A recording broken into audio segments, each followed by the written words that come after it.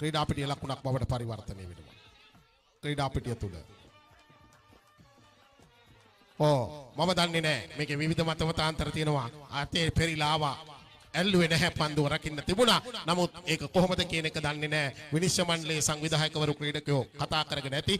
දෙවීමක් නොවන වගේ තමයි චම්පි සිල්වා කියන්නේ. ඒක ඇත්තටම දවල්ත පහර. ක්‍රීඩා පිටියේ නුවන් ලසන්ත ලකුණු ලබා ගැනීම ආරම්භ කරනවා. ජෙසිටාවත් රස්මි. ඉසාර බාලසූරිය ඔයා මේකේ කලබල වෙන්න ඕනේ නැහැ. ඔයා මේ පිටියේ රැඳිලා පන්දු පරවල් පහක් බිමට ගහමු.